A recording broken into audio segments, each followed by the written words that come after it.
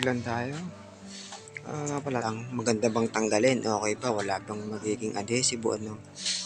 Papangit pa ganun. Yun nga lang, ang problema. Bakat. Para siyang, ayun o, kung makikita nyo naman, di ba? Ayan yung logo ng Motorstar. Diba?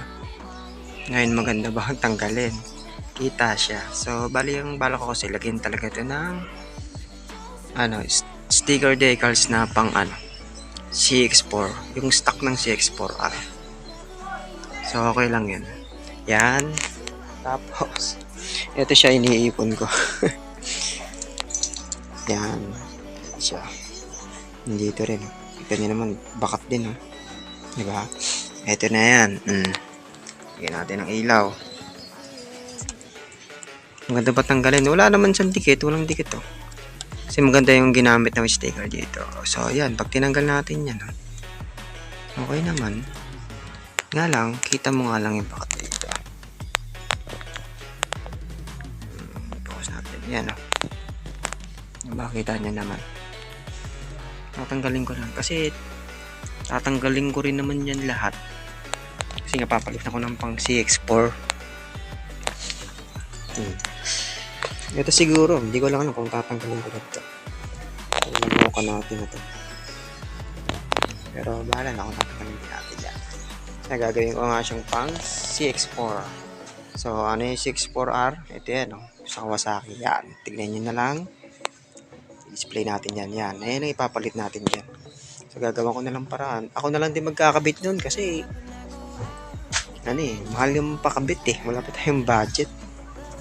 So, yun nga pala ang ating Explorer 250 version 2. Yan.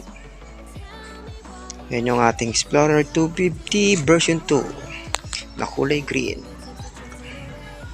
So, ngayon, alam nyo na kung maganda bang tanggalin yung sticker nya. Ngayon, alam nyo na. Yan. So, nga lang, madumi kasi ayan, tulad nyo, yung talsik dito. Kita nyo naman agad, di ba? Lagi ko lang pinupunasan yan, kaya lagi akong may baon. Dito yung mga baon ko. Mga pamunas natin dyan.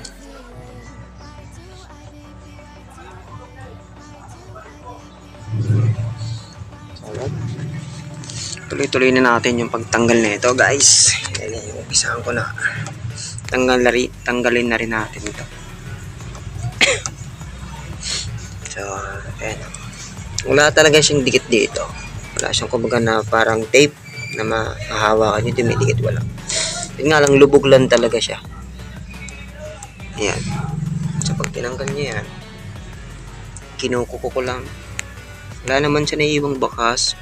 Meron, literal na bakas. Tulad nyan. Pero yung mga dikit, wala. Kasi pag yun, may ganun. Ang nangyayari kasi mapangit So isang buo pala to. Tanggalin na rin natin to. Dahanin nyo lang syempre. Hindi naman pala ganun kahirap tanggalin to Malamang niya may magko-comment yan, hindi ka pa proud na Motorstar ang iyong motor. Hindi naman sa hindi proud dahil una kong motor is Easy Ride 150L. So, hindi ko sinabi hindi ako proud Tinanggal ko din yun pero Easy Ride mismo sa gilid hindi ko tinanggal. Eto, kagustuhan ko lang dahil gagawin ko nga siyang CX4 na decals. Ayun talaga yung gusto kong gawin dito. Kaya din ako bumili dito. Planning to buy pa lang ako nito. Gusto ko na yung sticker na yun. Ito kasi yung dream bike ko dati Una ako magka-work. Kasi, hindi nyo yun na itatanong guys.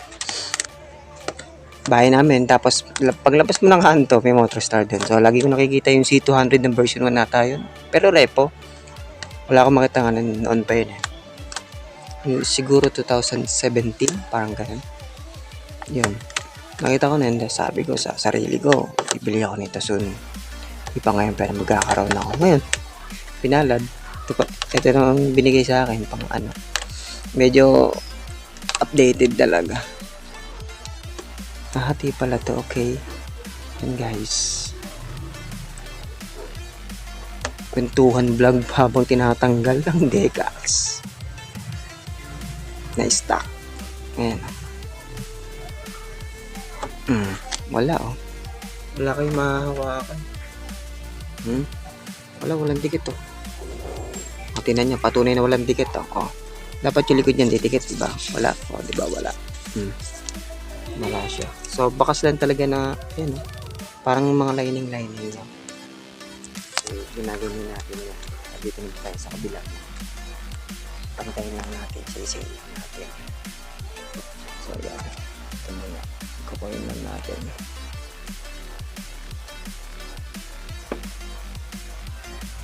Mga ba naman kuko natin. So, tutuklap natin. Pag maligay ng tuklap dito, para siya mapupunit. Parang ang lutong ganun. Ngayon kayo nahumusga kung maganda ba natanggalin ng sticker nito. Ating Explorer 250 version 2 na kulay green. So, ngayon alam nyo na kung ayun no. Kitang-kita nyo na. Paulit-ulit na ako pero sana makita nyo yan ha. Sa malayo, yan sa malayo. Pansin nyo ba? Hindi naman, di ba? So, pag medyo malapit ka na parang ganyan, hindi siya kita pa rin masyado. Ewan na natin pag nadumi yan kasi wala naman dikit eh. Baon talaga eh.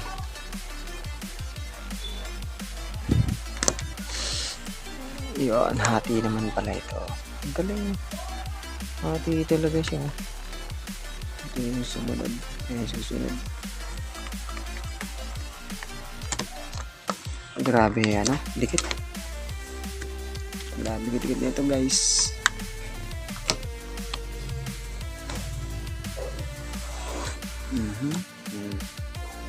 Okay na.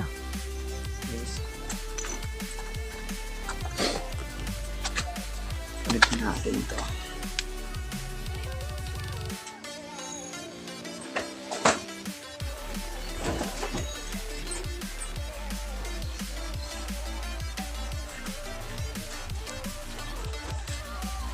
Ayan guys, tanggalin na rin natin ito.